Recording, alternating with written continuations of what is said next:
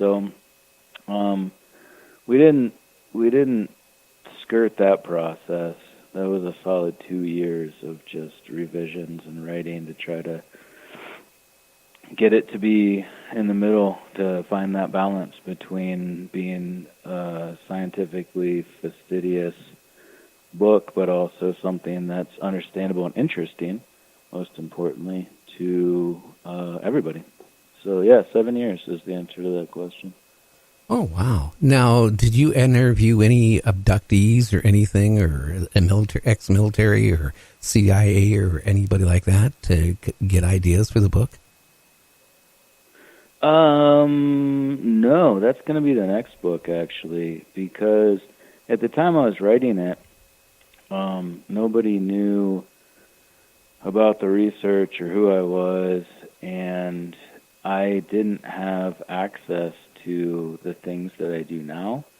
And even without that, that wasn't the point of the book. It wasn't to have a long history of people's accounts. It was to provide a really grounded, conservative, reserved, scientific approach to this phenomenon that's rooted in anthropology and astrobiology and astronomy and physics. So it builds a case around this phenomenon being time travel as opposed to space travel, or at least focusing on how a time travel explanation makes a lot of sense in the context of what people report seeing, the reports of the craft themselves, the reports of the beings, the reports of the behaviors of both the craft and the beings, and how all of that dovetails with a cross-temporal perspective.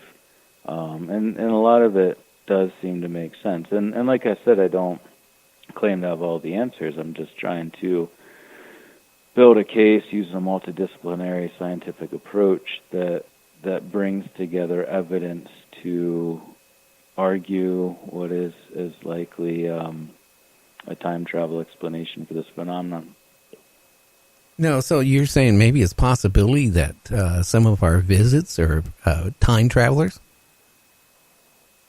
Yeah, the main thesis of the book, and one thing that resonates well and is important for bringing scientists into the fray, and not just myself, but to have things be taken seriously by not just scientists, but those that understand the scientific method and why science is important for, you can't go to the doctor and ask for antibiotics and be a science denier.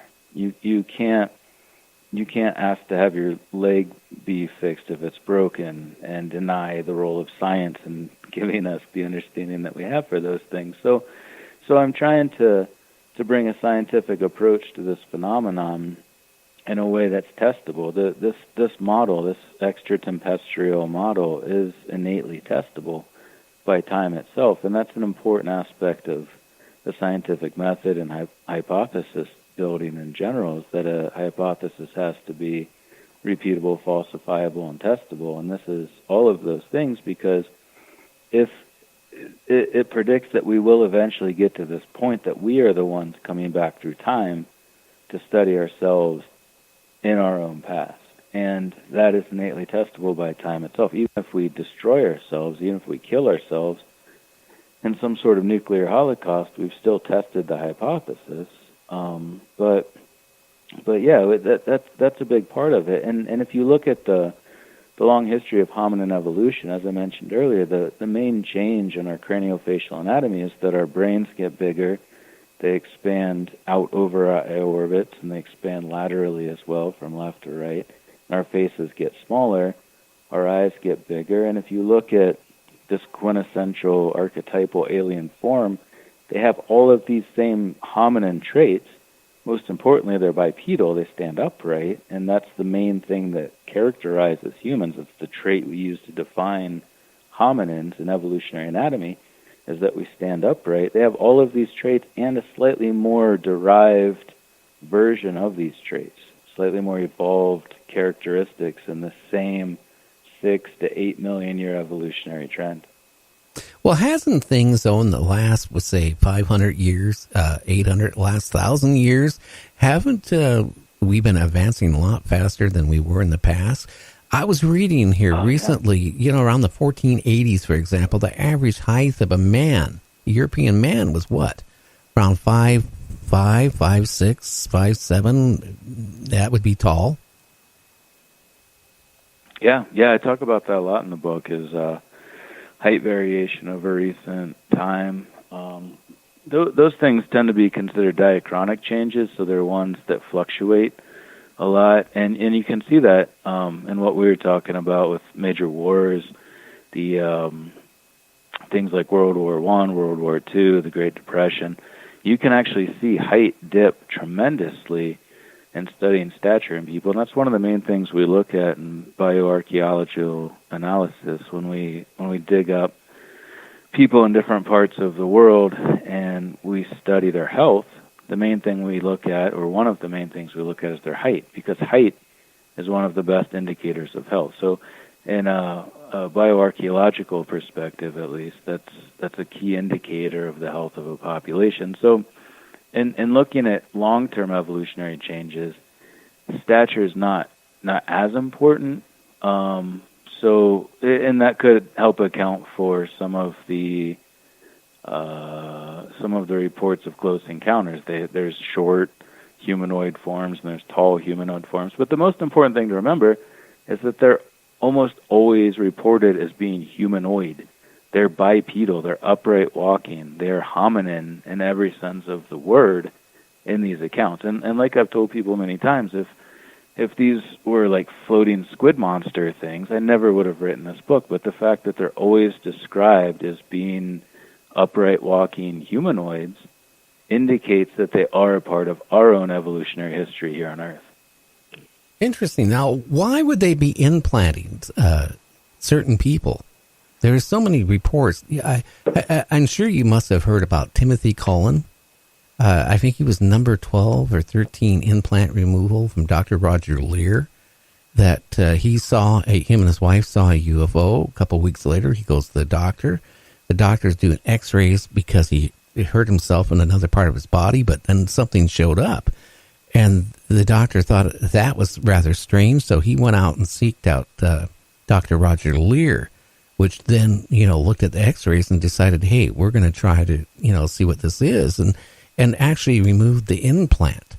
And, I've talked to other people that actually Dr. Roger Lear removed implants from. So I do think, people are being implanted, but for what reasons? I don't understand.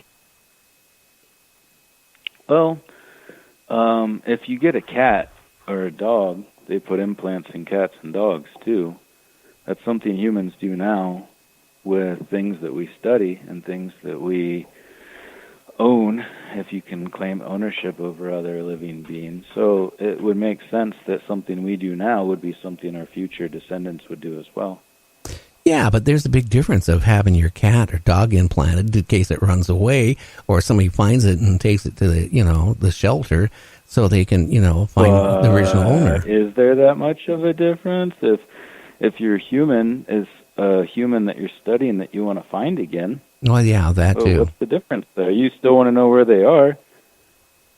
If there's an important thing they're doing, if I went back in time as a paleoanthropologist and I was studying people, it would behoove me to be able to know where they are at all times if I'm studying that person and what they do, and if they're an important person in their society, or even if they're not, even if they're just the most mundane person you've ever met in your life, and you're still trying to collect data from them, you'd absolutely want to know where they are and what they're doing. Yeah, and, some of these people, I don't know how many times they've been abducted through their whole life. But, Exactly, yeah, they get taken multiple times, and that chip, that tracking device, could be a big part of that. Oh, yeah, because I've had people on here, that claim they were abducted when they're like 7 or 8 years old, and now they're in their 50s or 60s, and they still claim that they're occasionally being abducted yet.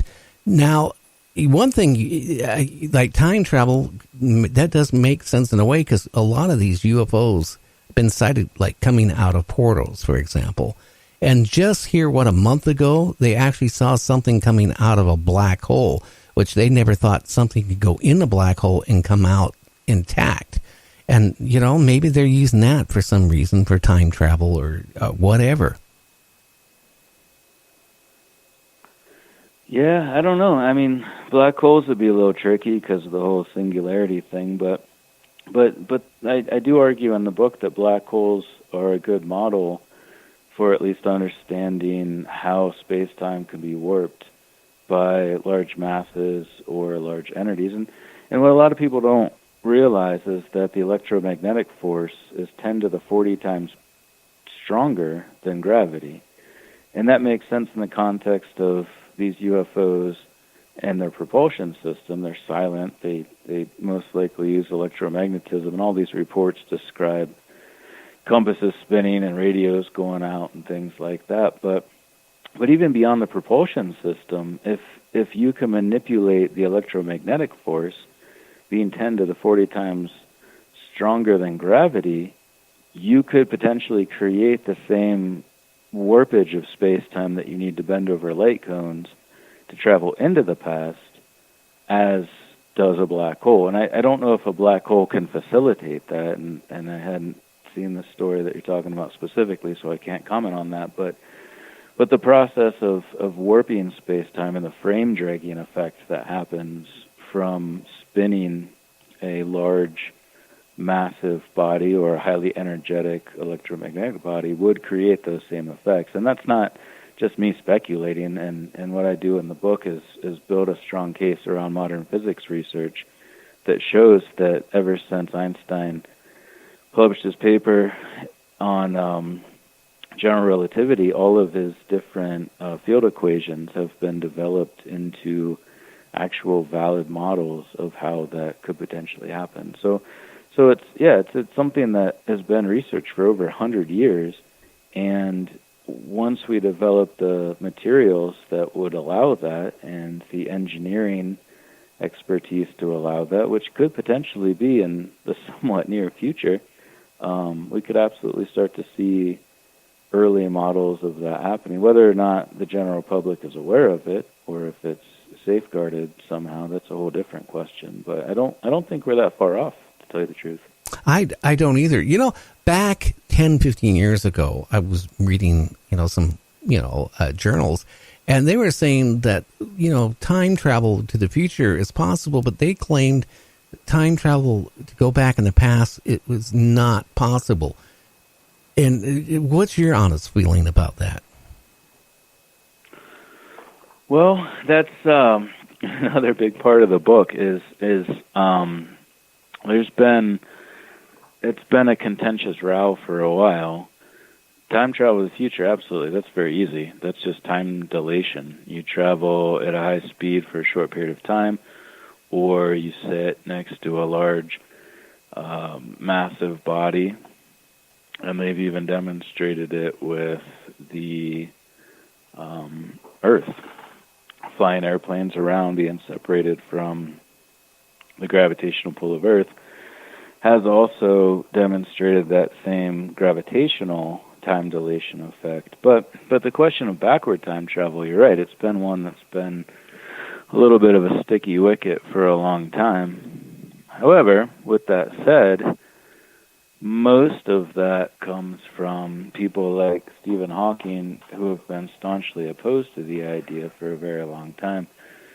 However, most of his colleagues were not willing to write it off so quickly, and I highlight both in the book. I don't think it's fair to just talk about one without the other, so I highlight the arguments of both Hawking and people like Kip Thorne and Klinghammer and David Deutsch and many others, both in modern physics and quantum physics, who have shown not just that it could be possible and that the various paradoxes that are normally associated with it aren't as paradoxical as they seem, but also how it could happen and what specific mechanisms would be involved with transporting both a craft and individuals back into the past. And what's really important to keep in mind is that the physical mechanisms of doing this are very similar to what we consistently see reported regarding the physical form of these UFOs or these craft that are associated with the UFO phenomenon. And we have this idiom in biology that's